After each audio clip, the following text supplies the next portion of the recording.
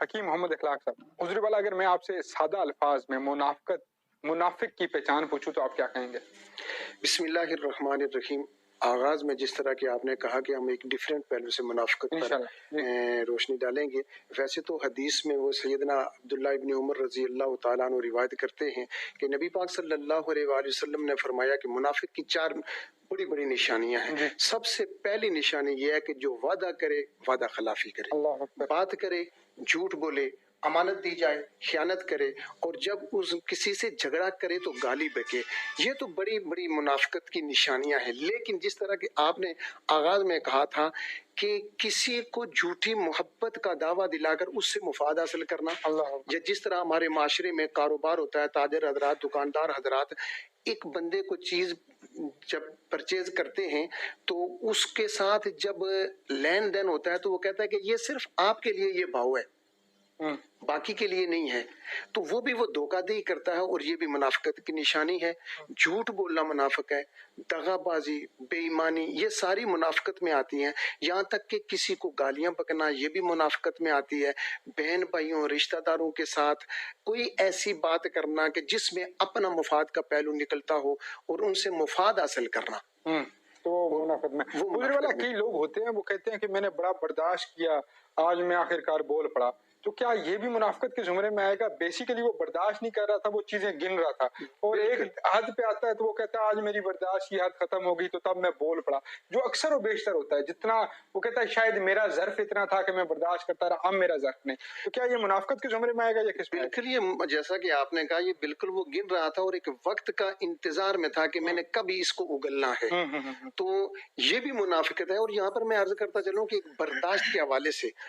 برداشت ہمیشہ وہی بات کی جاتی ہے جو خلاف طبع ہو، جو خلاف طبع نہ ہو اسے کون وہ تو ہے ہی برداشت، تھوڑی کڑوی ہے اس کو پینا ہے، میٹھی تو سارے پی لیتے ہیں، بالکل میٹھی سب پیتے ہیں، میٹھی پینے کی ضرورت بھی نہیں ہے۔ کہ بلا تسی بھائی نے بات کی کہ کافر سے بھی نچلا درجہ ہے منافق کا، اللہ پاک کو اتنا ناپسند کیوں آیا یہ منافق کہ کافر جو نافرمانی کر رہا ہے اس سے بھی نچلا درجہ اس کا رکھ دیا؟ یہ تو قرآن کا فیصلہ ہے کہ منافق جہنم کے سب سے نچلے درجے میں رہیں گے، اس لیے کہ کافر جو ہے وہ بظاہر کفر کر رہا ہے اور مشرک جو ہے وہ ظاہراً شرک کر رہا ہے۔ اب منافق کو جہنم کے نچلے درجے میں اس لیے رکھا جائے گا کہ یہ بظاہر اسلام کا لبادہ اڑے گا،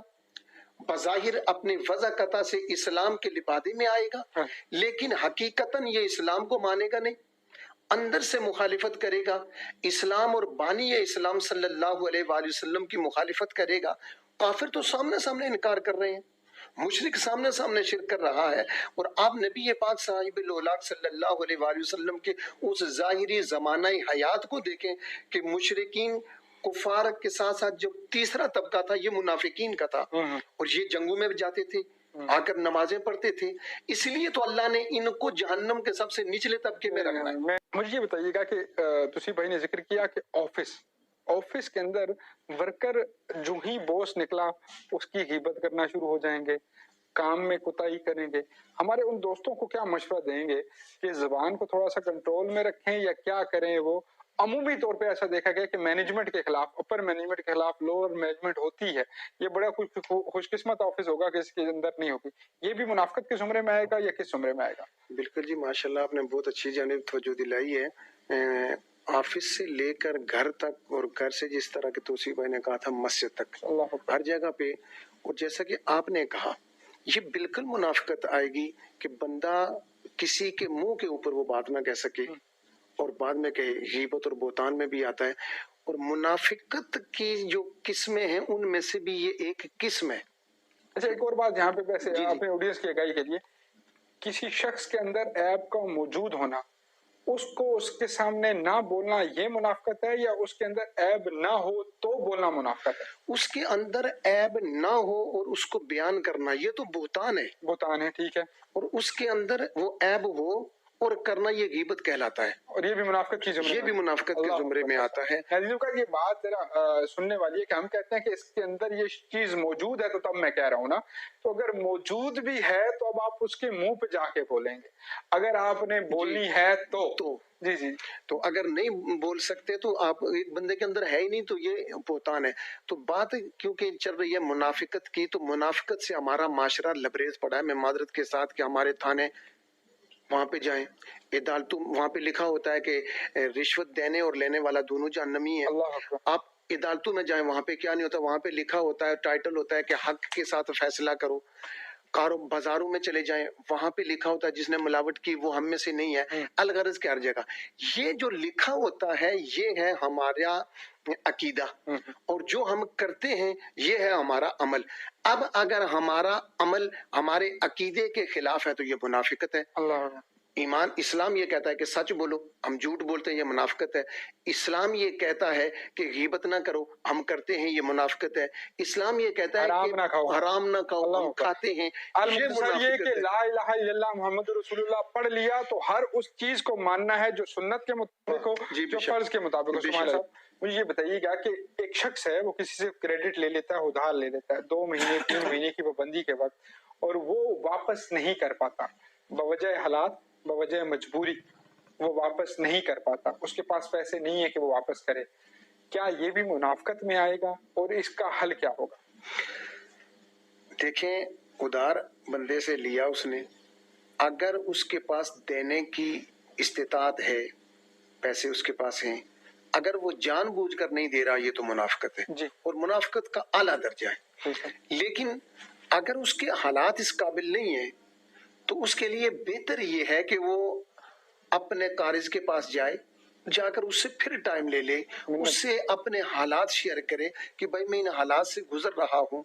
تو اس سے اور وقت لے سکتا ہے۔ لیکن جہاں تک مسئلہ یہ ہے کہ جتنے دنوں کے لیے یا جتنے عرصے کے لیے یا جتنے مہینے کے لیے لیے ہیں اتنے دنوں میں وہ واپس کرنے کا پابند ہے، تو اگر حالات اجازت نہیں دے رہے تو اس کے پاس جا کر وہ کر سکتا ہے۔ دانستہ اگر نہیں دے رہا تو یہ منافقت کی اعلیٰ مثال ہے، اور اگر اس کی مجبوری ہے تو دیکھیے اسلام